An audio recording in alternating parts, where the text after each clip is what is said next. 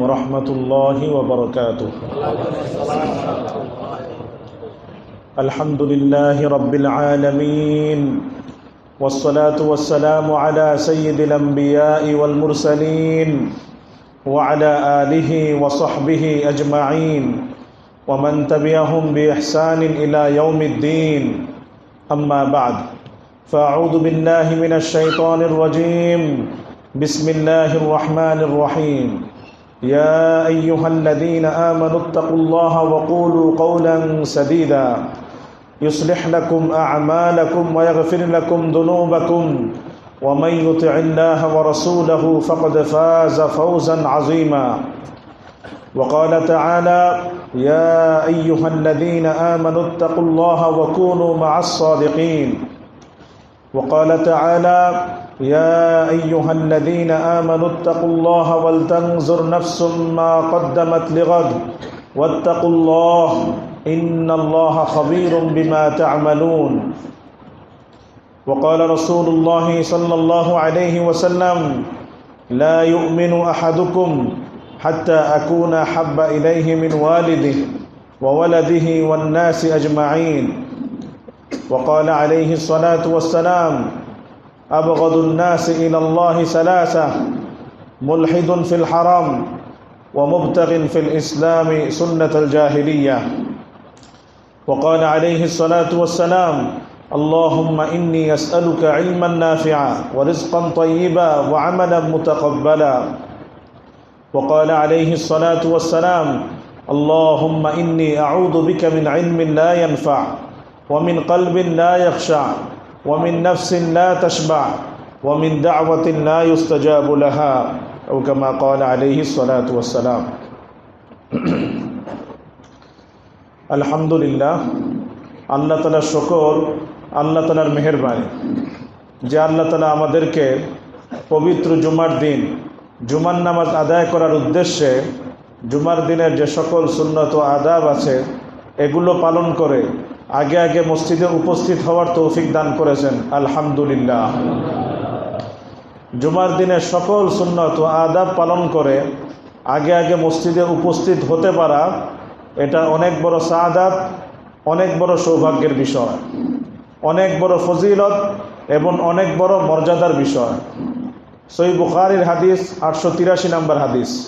রাসূল করিম সাল্লাল্লাহু আলাইহি ওয়াসাল্লাম ইরশাদ করেন: মান ইগতাসালা ইয়াওমাল জুমআহ ওয়া ইয়াতাতাহহারু মাস্তাতা'a মিন আত-তুহুর ওয়া ইয়ামাসসু মিন তিবি বাইতিহি সুম্মা ইয়াখরুজু ফালা ইউফাররিকু বাইনা ইসনাইন সুম্মা ইউসাল্লি মা কুতিবা লাহু সুম্মা ইউনসিতু ইযা তাকাল্লামা আল-ইমাম ইল্লা গুফিরা লাহু মা বাইনাহু ওয়া বাইনাল জুমআতিল উখরা। রাসূল করিম সাল্লাল্লাহু আলাইহি ওয়াসাল্লাম ইরশাদ করেন, যে ব্যক্তি জুমার দিন গোসল করে এবং ভালোভাবে পবিত্র হয়, পরিচ্ছন্ন হয়, ঘরের মধ্যে আতর খুশবু থাকলে সেটাকে ব্যবহার করে, তারপর সে এমন অবস্থায় মসজিদে আসে কারো জন্য কষ্টের কারণ হয় না। দুই ব্যক্তি বসে আছে একসাথে, তাদেরকে সরিয়ে দিয়ে তাদের মাঝখানে বসে না, যতদূর সম্ভব হয় তারপর সে নফল নামাজ পড়তে থাকে।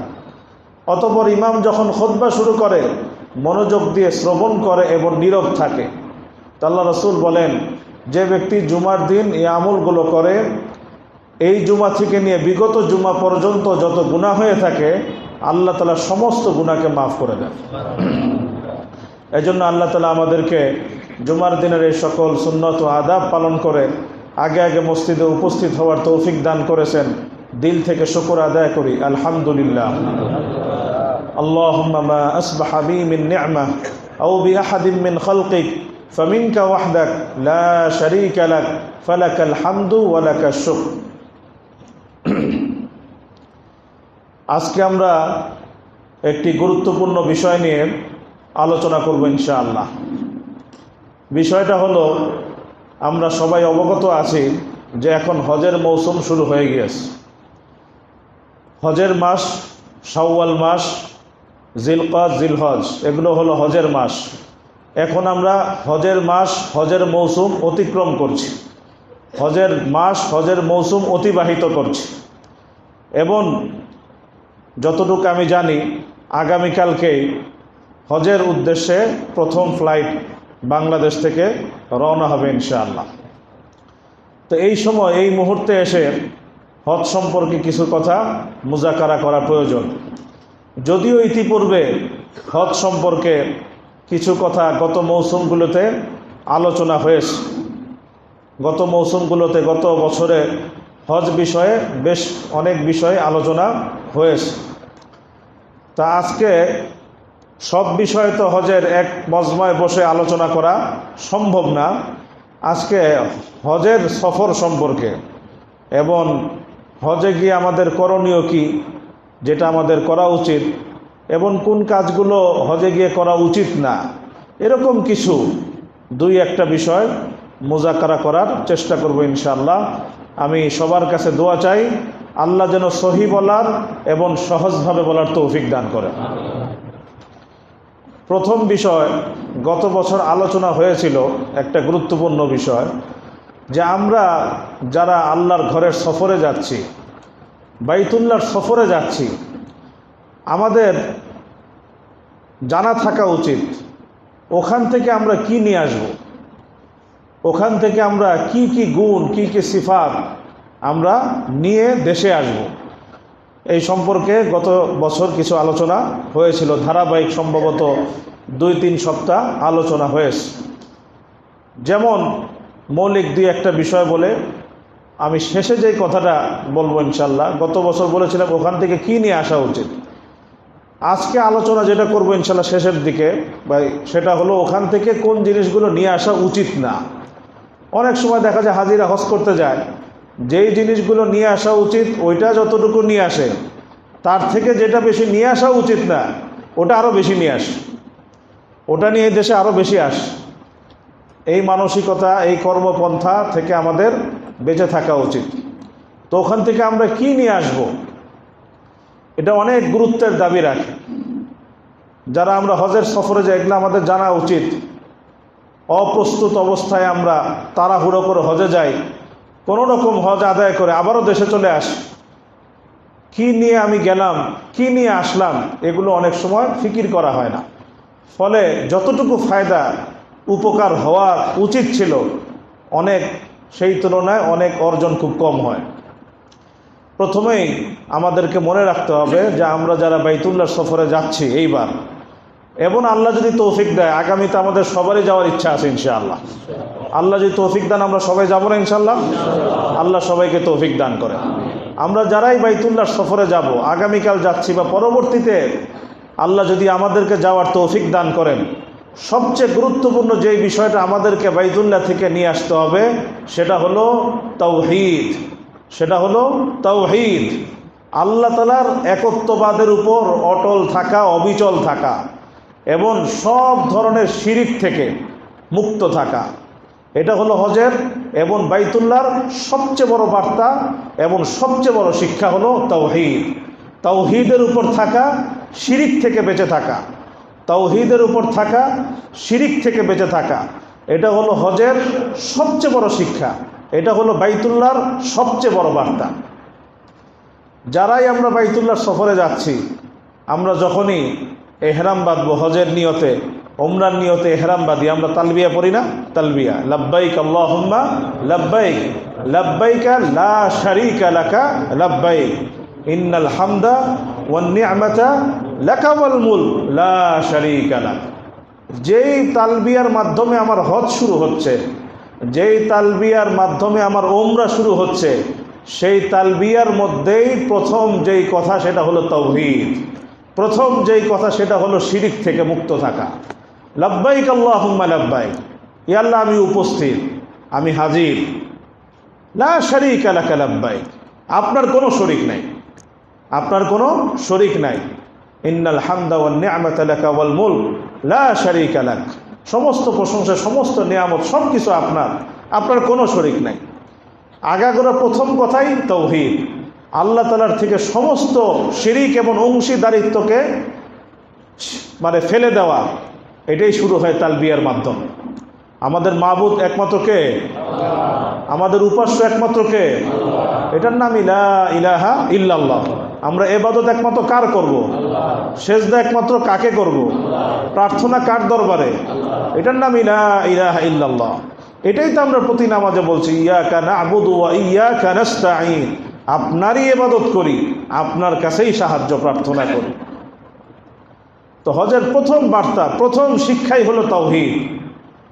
প্রথম বার্তা, প্রথম শিক্ষাই হলো তাওহীদ। বাইতুল্লাহর প্রথম বার্তা, প্রথম শিক্ষাই হলো তাওহীদ এবং শিরক থেকে বেঁচে থাকা।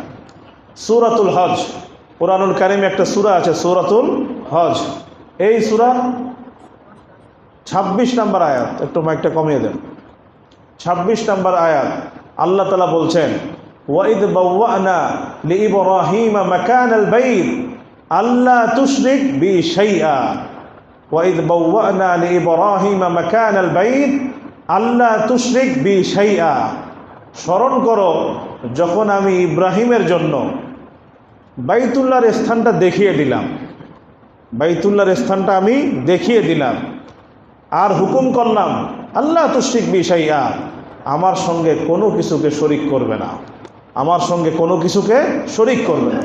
ইব্রাহিমকে আলাইহিস সালাতু ওয়াস সালামকে যখন আল্লাহ বাইতুল্লাহর স্থান চিহ্নিত করে দিলেন, দেখিয়ে দিলেন, প্রথম হুকুম কি? আল্লাহ তুশরিক বি শাইআ, আমার সঙ্গে কোনো কিছুকে শরিক করবে না। বাইতুল্লাহর প্রথম বার্তাই ছিল এটা, শিরক থেকে বাঁচো, তাওহীদের উপর থাক।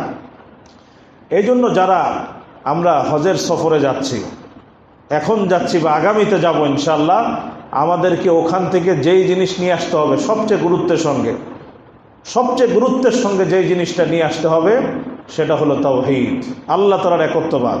যদি এখানে আমি তাওহীদের উপর থেকে থাকি তো ওখানে যাওয়ার পর আমার তাওহীদ যেন আরও মজবুত হয়। আমি যদি এখানে শিরিক থেকে বেঁচে থাকি, ওখানে যাওয়ার পর থেকে শিরিকের প্রতি যেন আমার ঘৃণা আরও বৃদ্ধি পায়, শিরিকের প্রতি যেন আমার ঘৃণা আরও বেশি বৃদ্ধি পায়। আর যদি আল্লাহ না করুক আমার জীবনে শিরিক আছে, আমার জীবনে তাওহীদ নাই, তাহলে অবশ্যই বাইতুল্লাহর সফরে যাওয়ার পরে অবশ্যই নিজের ভিতরে তাওহীদের গুণ নিয়ে আসার চেষ্টা করবো ইনশাআল্লাহ। আল্লাহ আমাদের সবাইকে তৌফিক দান করেন। দ্বিতীয় যে বিষয়টা বাইতুল্লাহ থেকে আমাদের নিয়ে আসা উচিত, গুরুত্বের সঙ্গে নিয়ে আসা উচিত, সেটা হলো আমরা নিজেরাও পাক্কা নামাজি হব এবং আমাদের সন্তানদেরকেও পাক্কা নামাজি বানানোর চেষ্টা করব। নিজেরাও নামাজি হব, আমাদের সন্তানদেরকেও নামাজি বানাবো। এটা হজের শিক্ষা, এটা বাইতুল্লাহর শিক্ষা। সূরা ইব্রাহিমের মধ্যে আছে, হযরত ইব্রাহিম আলাইহিস সালাতু ওয়াস সালাম যখন তার সন্তানদেরকে, তার স্ত্রী সন্তানকে আল্লাহর হুকুমে মক্কার সেই মরুভূমিতে আল্লাহর ঘরের কাছে রেখে আসলেন, আসার সময় উনি যে দোয়া করেছিলেন আল্লাহর কাছে, সেই দোয়াটা কি ছিল? কুরআনুল কারীম খুলি সূরা ইব্রাহিমের মধ্যে আছে, রব্বানা ইন্নী আসকানতু মিন যুররিয়াতি বিওয়াদিন গায়রি যি যারইন ইনদা বাইতিকাল মুহাররম রব্বানা লিয়ুকিমুস সালাহ ফাজআল আফইদাতাম মিনান নাসি তাহওয়ি ইলাইহিম ওয়ারযুকহুম মিনাস সামারাতি লাআল্লাহুম ইয়াশকুরুন। ইব্রাহিম আলাইহিস সালাম কি বলেছেন? হে আমাদের প্রতিপালক, একটু কমিয়ে দেন না, একটু কমিয়ে দেন। নিশ্চয়ই আমি আমার স্ত্রী সন্তানকে এমন এক উপত্যকায় রেখে আসলাম যেখানে কোনো ফল ফসল হয় না, তবে আপনার পবিত্র ঘরের কাছে রেখে আসলাম। আল্লাহকে বলছে ইব্রাহিম আলাইহিস সালাম, আপনার পবিত্র ঘরের কাছে রেখে আসলাম। রব্বানা লিয়ুকিমুস সালাহ, এ আমার প্রতিপালক, তারা যেন সালাত কায়েম করে, তারা যেন সালাত কায়েম করে, তারা যেন নামাজ কায়েম করে। ইব্রাহিম আলাইহিস সালাম আল্লাহর কাছে দোয়া করছেন, আল্লাহ বাইতুল্লাহর কাছে তাদেরকে রেখে আসলাম আপনার হুকুমে, তারা যেন নামাজি হয়, নামাজ কায়েম করে। আবারও সামনে দোয়া আছে, রব্বি জাআলনি মুকিমাস সালাহ ওয়া মিন যুররিয়াতি। আবারও সামনে আছে, হে আমার প্রতিপালক, নামাজি বানিয়ে দেন আমাকেও এবং আমার সন্তান পরিবারকেও নামাজি বানিয়ে দেন। তো বাইতুল্লাহর দাবি সালাত, বাইতুল্লাহর পয়গাম সালাত।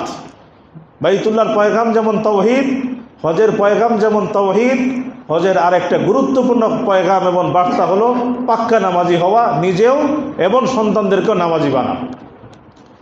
এটা যেন আমাদের জীবনে থাকে। আমরা যারা এখন যাই বা পরবর্তীতে বাইতুল্লাহ সফর করার নিয়ত করি, আমরা পাক্কা নামাজি হওয়ার চেষ্টা করি, মজবুত নামাজি হওয়ার চেষ্টা করি, নিজেও নামাজি হই, সন্তানদেরকেও নামাজি বানানোর চেষ্টা করি। করবো তো ইনশাআল্লাহ। আল্লাহ আমাদের সবাইকে আমল করার তৌফিক দান করেন। তো এই জিনিসটা কিন্তু বাইতুল্লাহর অনেক বড় শিক্ষা, অনেক গুরুত্বপূর্ণ শিক্ষা। অনেক শিক্ষা আছে ওখান থেকে, যেটা আমাদের নিয়ে আসা উচিত। আরেকটা বলেই আজকে আলোচনা শেষ করে দেবো ইনশাআল্লাহ। সেটা হলো আরেকটা গুরুত্বপূর্ণ বিষয়, সেটা আমাদেরকে বাইতুল্লাহ থেকে নিয়ে আসতে হবে। সেটা কি? সেটা হলো বিনয়। সেটা হলো বিনয়ী হওয়া, অহংকার অহমিকা থেকে মুক্ত থাকা।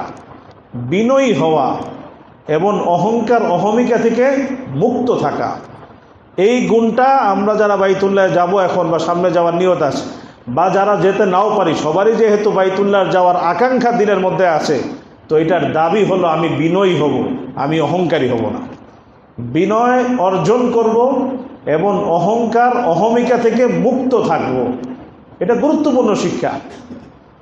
আল্লাহ সুবহানাহু ওয়া তাআলা সূরা বাকারার মধ্যে বলছেন, ইব্রাহিম আলাইহিস সালাতু ওয়াস সালাম এবং ইসমাঈল আলাইহিস সালাতু ওয়াস সালাম যখন আল্লাহর হুকুমে বাইতুল্লাহর ভিত উঁচু করলেন, আল্লাহর ঘর বাইতুল্লাহ সেটা নির্মাণ করলেন, পুনর্নির্মাণ করলেন, সেটার ভিত উঁচু করলেন। কত বড় খেদমত, কত বড় খেদমত আল্লাহ তাদেরকে দিয়ে নিয়েছেন। ইব্রাহিম আলাইহিস সালাম ইসমাঈল আলাইহিস সালামের মাধ্যমে কত বড় খেদমত। যেই বাইতুল্লাহকে আল্লাহ নির্বাচন করেছেন আমাদের হেদায়েতের জন্য, আমাদের কেবলা বানিয়েছেন আল্লাহ সুবহানাহু ওয়া তাআলা, সেই বাইতুল্লাহর ভিত আল্লাহ ইব্রাহিম ইসমাঈল আলাইহিস সালামের মাধ্যমে আল্লাহ উঁচু করিয়েছেন, নির্মাণ করিয়েছেন। কত বড় কাজ। তখন তাদের অবস্থা কি ছিল, ওনাদের হালাত কি ছিল, তাদের দিলের কাইফিয়ত এবং জবানের প্রার্থনা কি ছিল, আল্লাহ সুবহানাহু ওয়া তাআলা সেটা কোরআনুল কারিমে তুলে ধরেছেন। প্রত্যেকটা শব্দ থেকে বিনয় ঝরে পড়ছে। আল্লাহ বলছেন, وَإِذْ يَرْفَعُ إِبْرَاهِيمُ الْقَوَاعِدَ مِنَ الْبَيْتِ وَإِسْمَاعِيلُ رَبَّنَا تَقَبَّلْ مِنَّا إِنَّكَ أَنْتَ السَّمِيعُ الْعَلِيمُ رَبَّنَا تَقَبَّلْ مِنَّا إِنَّكَ أَنْتَ السَّمِيعُ الْعَلِيمُ। স্মরণ করো যখন ইব্রাহিম বাইতুল্লাহর ভিতকে উঁচু করলেন এবং ইসমাঈল, তখন তারা আল্লাহর কাছে কি দোয়া করলেন? রব্বানা তাকাব্বাল মিন্না, হে আমাদের প্রতিপালক, আপনি আমাদের থেকে এই আমলটাকে কবুল করে নেন, আমাদের থেকে আপনি এই আমলটাকে কবুল করে নেন। ইন্নাকা আনতাস সামিউল আলিম, নিশ্চয়ই আপনি সব কিছু শুনেন, সব কিছু জানেন। আপনি সব কিছু শুনেন, সব কিছু জানেন। এত বড় খেদমত, কিন্তু তাদের ভিতরে কেমন বিনয়। আমরা তো সামান্য একটু যদি কিছু করি, কতভাবে যে নিজের কৃতিত্ব বর্ণনা করি, নিজের প্রভাব সৃষ্টি করার চেষ্টা করি, আমরা নিজেরাই জানি। আমি মসজিদে এত টাকা দিয়েছি, এই মসজিদের পিছনে আমি এত খরচ করেছি, এই মসজিদের উন্নয়নে আমি এই করেছি। মানে কাজ যতটুকু, কাজের প্রচার তার থেকে আরও বেশি। এটা হলো আমাদের স্বভাব, সবার মধ্যে না, অনেকের মধ্যে থাকে।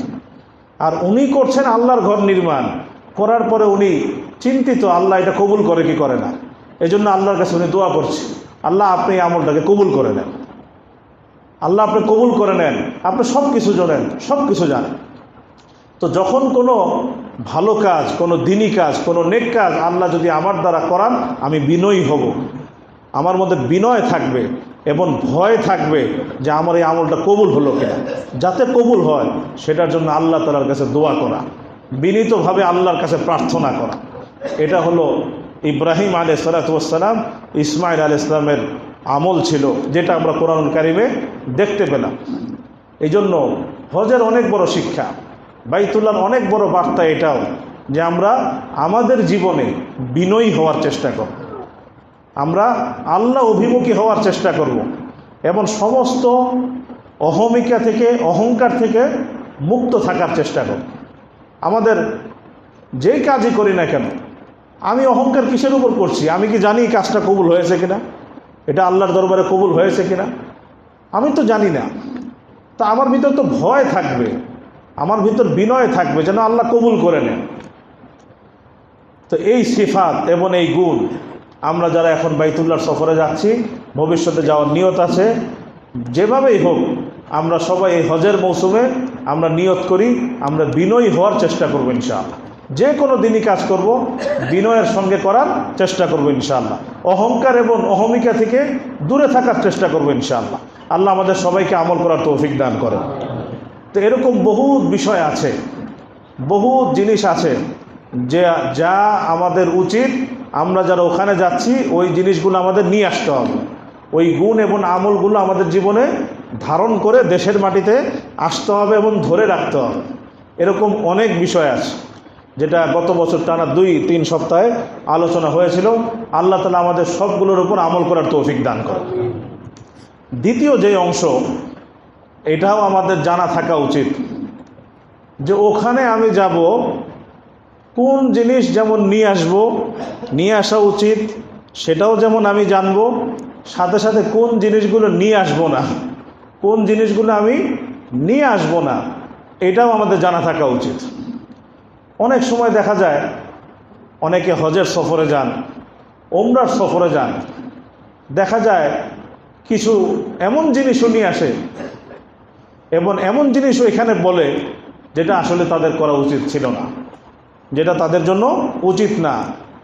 এটাও আমাদের জানা থাকা উচিত। যেমন যেই জিনিসগুলো আমরা নিয়ে আসবো না, যেই জিনিসগুলো আমরা হজের সফর থেকে নিয়ে আসবো না, সেটা হলো আমরা ওখানে গিয়ে কাফের মুশরিকদের, অমুসলিমদের সভ্যতা এবং সংস্কৃতি নিয়ে আসবো না। এখানে আমরা জানি বর্তমানে দিন যত যাচ্ছে, দিন যত অগ্রসর হচ্ছে, পৃথিবীর অন্যান্য জায়গায় মুসলিম দেশগুলোতে তো আছেই, এমনকি খোদ সৌদি আরবে, এমনকি খোদ মক্কা মদিনাতেও এখন অমুসলিমদের বিভিন্ন কালচার, সভ্যতা, সংস্কৃতি প্রবেশ করছে, বিভিন্ন জিনিস সেখানে প্রবেশ করেছে।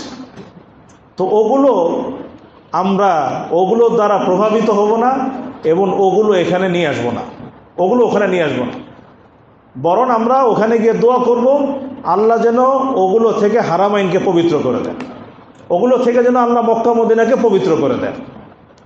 এবং আমাদের মধ্যে যদি কোনো ত্রুটি থাকে, আমাদের মধ্যে কোনো যদি সমস্যা থাকে, ওখানে গিয়ে দেখলাম ওখানে ওই ত্রুটি ও সমস্যা আছে, ওই ত্রুটি এবং সমস্যা যেটা আমার মধ্যে আছে ওটা ওখানে দেখে ওটাকে বৈধ মনে করব না। সৌদি আরবে দেখে এসেছি, মক্কা মদিনায় দেখে এসেছি, ওখানে নাইট ক্লাব আছে, ওখানে কনসার্ট হয়, ওখানে নাচ গান হয়, দেখে এসেছি। সুতরাং এখানেও সব হালাল, সব বৈধ। নাউজুবিল্লাহ মিন যালিক। এই কথা মনে করার কোনো সুযোগ নাই। গুনাহ যেটা সব জায়গায় গুনাহ, যেটা হারাম সব জায়গায় হারাম, সেটা বাংলাদেশেও হারাম, মক্কা মদিনাতেও হারাম। সুতরাং ওটা মক্কা মদিনা বা সৌদি আরবে দেখলেই সেটাকে হালাল মনে করা, বৈধ মনে করা, বৈধতার সনদ দিয়ে এখানে এটাকে বৈধ বলে বৈধতা দেওয়ার চেষ্টা করা, এই কর্মকাণ্ড থেকে বিরত থাকা উচিত।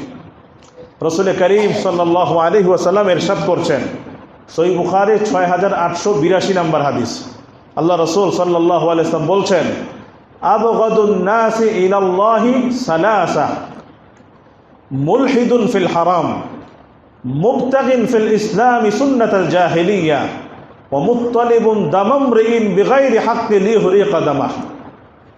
আল্লাহ রসুল বলছেন, আল্লাহর নিকট সবচেয়ে ঘৃণিত হলো 3 শ্রেণীর মানুষ। আল্লাহর নিকট সবচেয়ে ঘৃণিত হলো 3 শ্রেণীর মানুষ, সবচেয়ে ঘৃণিত।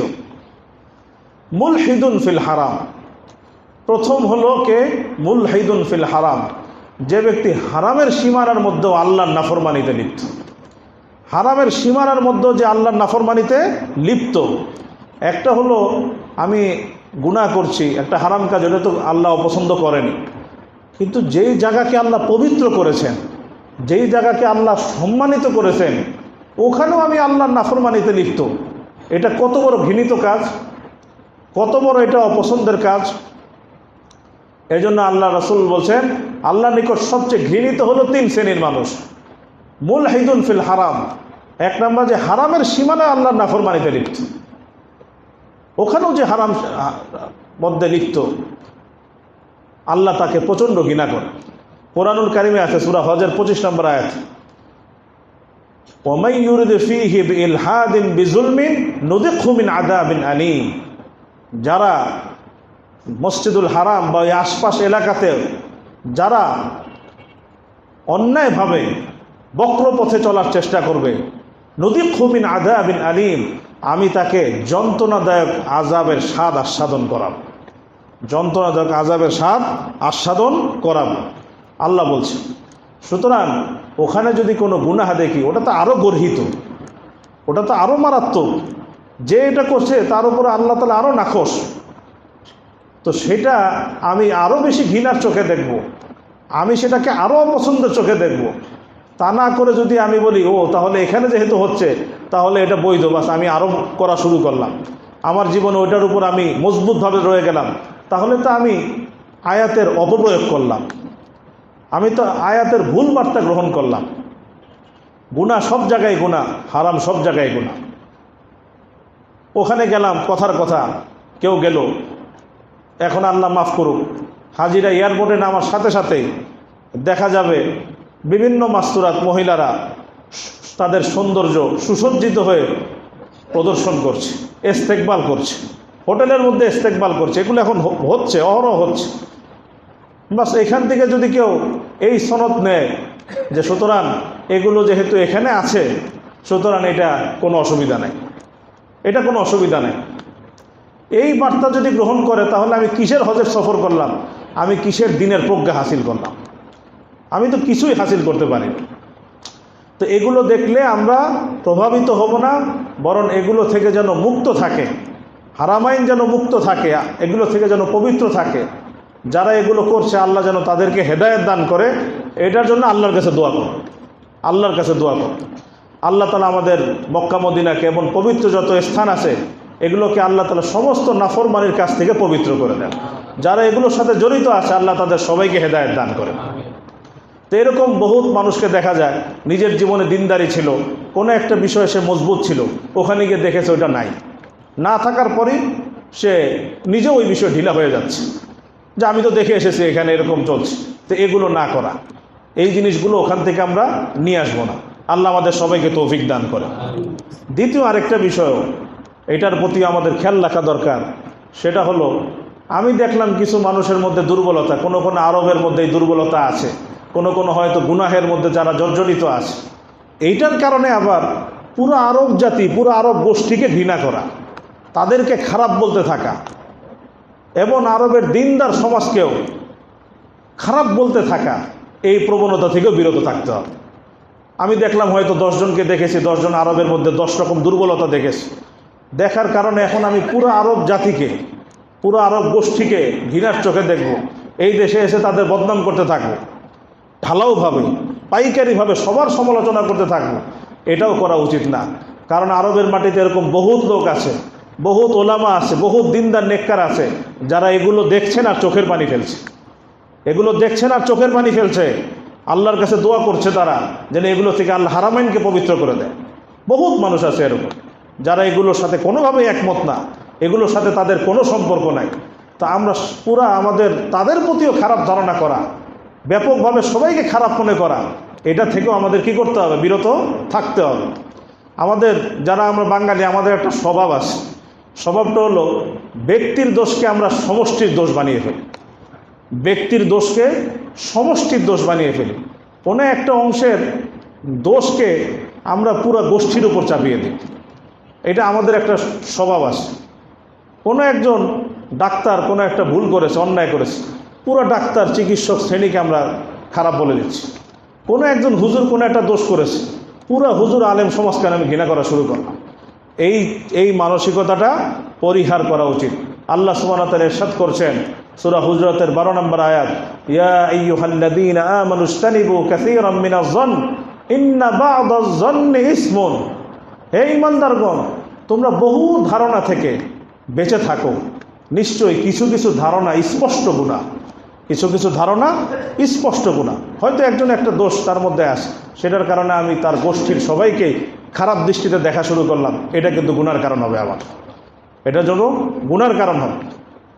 মসজিদুল হারামের এক মুফতি, যিনি মসজিদুল হারামের দর্শ দেন এবং মাসাইলের জবাব দেন, শেখ ডক্টর আবদুল্লাহ হামেদ হাফিজাহুল্লাহ, একবার আমাদের এখানে এসেছিলেন, আমাদের বাসায় ছিলেন।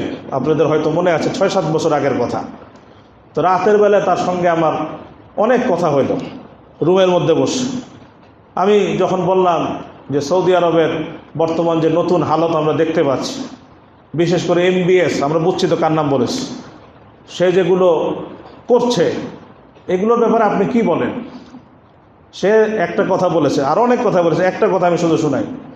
সে বলেছে আল্লাহ ইয়াহদি আও ইউহলিক, আল্লাহ ইয়াহদি আও ইউহলিক। আল্লাহ MBSকে হয় হেদায়েত দান করেন, আর হেদায়েত না থাকলে আল্লাহ যেন হালাক করে দেয়।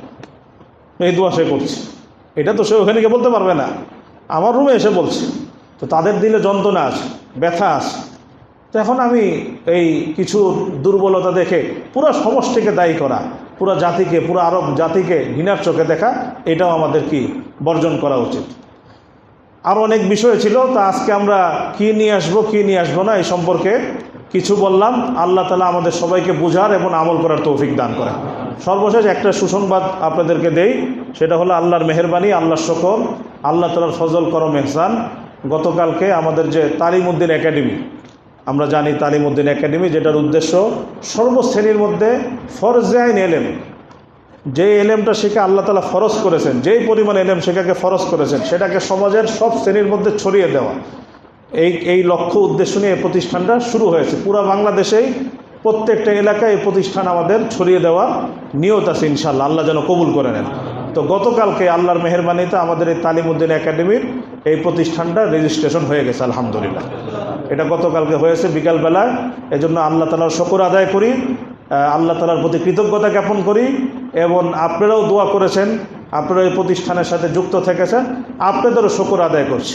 এবং সবাইকে আমি দাওয়াত দিচ্ছি, আমরা সবাই নিজেরা, নিজেদের পরিবার পরিজন আত্মীয় স্বজন সবাইকে আমরা তালিমউদ্দিনের একাডেমিতে এখানে এসে জরুরি এলেম শেখার, ফরজাইন এলেম শেখার, কোরআন শেখার নিজেরাও চেষ্টা করব, এবং অন্যদেরকেও আমরা এখানে এসে ফরজাইন এলেম শেখার, কোরআন শেখার, দিন শেখার জন্য দাওয়াত দিব। আল্লাহ আমাদের সবাইকে আমল করার তৌফিক দান করেন। ওয়া আখিরু দাওয়ানা আলহামদুলিল্লাহি রাব্বিল আলামিন। যারা সুন্নত পড়তে পারেন সুন্নত পড়েন।